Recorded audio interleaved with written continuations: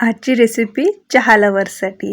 हो, आज आपण असा मस्त मसालेदार चहाचा मसाला बनवूयात.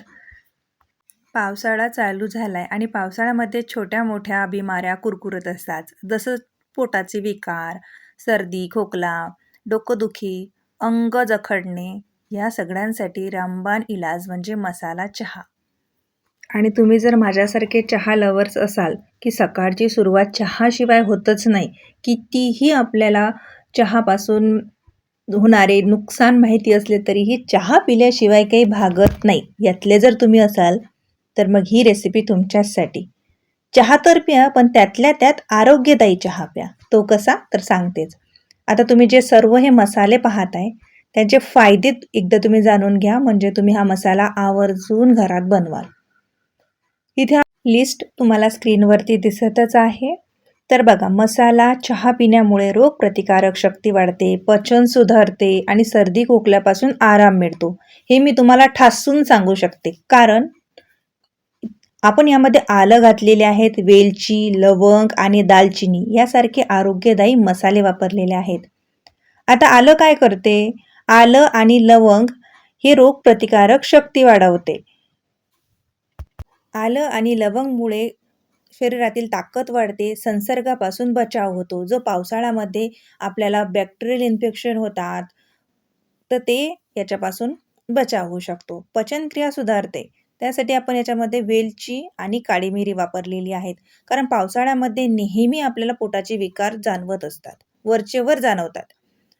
तर त्यासाठी आपण याच्यामध्ये वेलची, काळी मिरी ज्याने पोट साफ ठेवण्यास मदत होते आणि अन्न पचण्यासही मदत होते.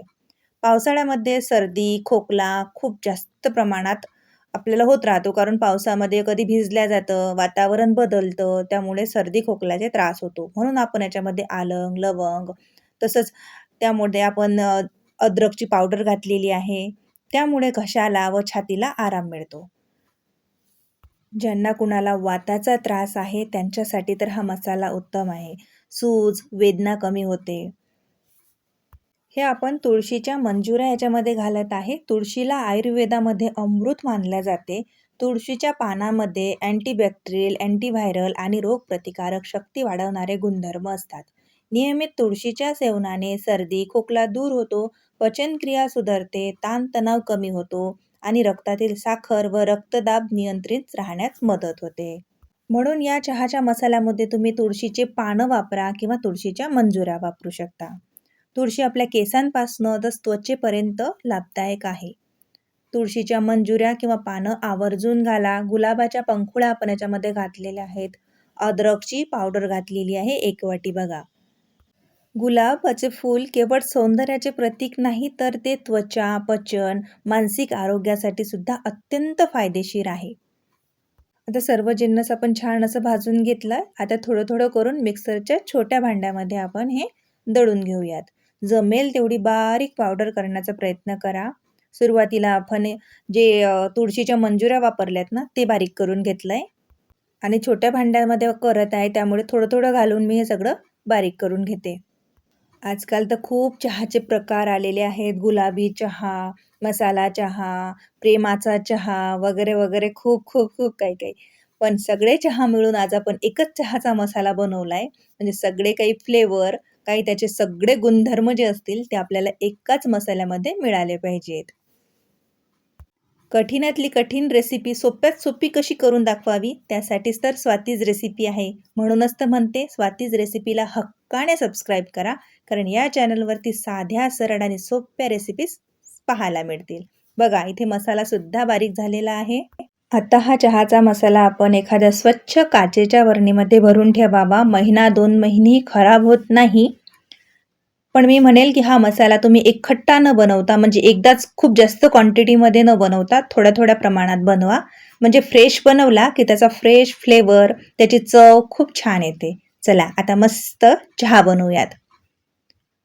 आपण गंजामध्ये पाणी घेतलेलं आहे, त्याच्यामध्ये चहाची पावडर घालतोय. आता किती कप तुम्ही चहा बनवणार त्यानुसार सगळं प्रमाण कमी जास्त करावं. मस्त उकळू द्यायचं.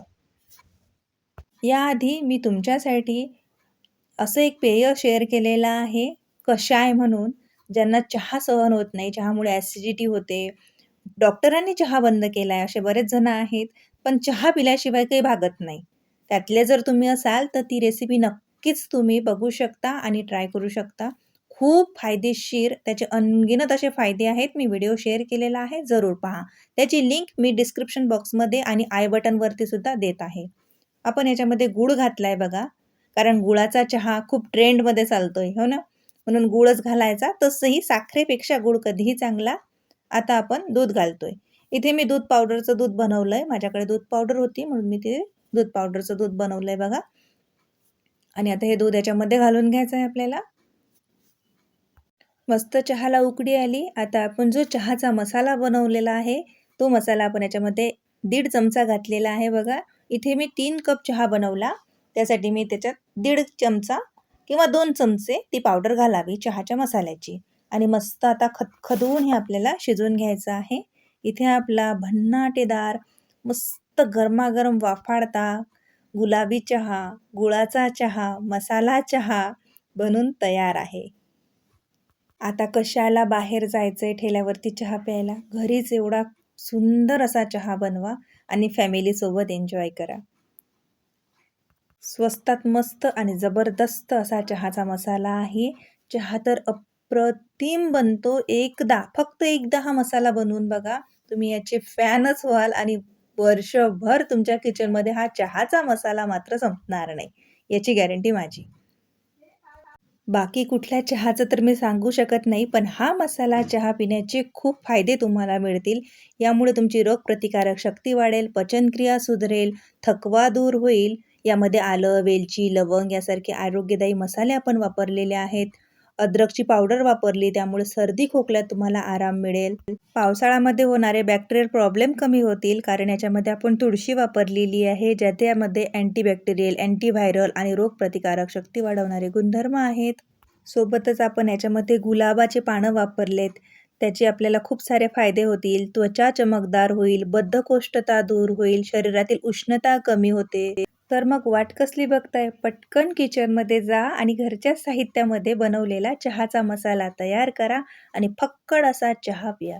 तुमचे अनुभव माझ्यासोबत जरूर शेअर करा. रेसिपी जर आवडली असेल तर प्लीज याला लाईक करा. सोबतच आपल्या मित्रपरिवारात जरूर शेअर करा. पावसाळा चालू आहे. 1 कप चहाचा तर शिल्लक होतोच. तो न करता हा चहा करून प्या. तुम्हाला फायदेच मिळतील. चला मग भेटूया अशा छान रेसिपीसोबत. तोवर मजेत राहा आणि सर्वात महत्त्वाचं म्हणजे स्वातीज रेसिपीज पाहत राहा. Swati's recipe Marathi YouTube channel म्हणजे रेसिपी आपली आपुलकीची.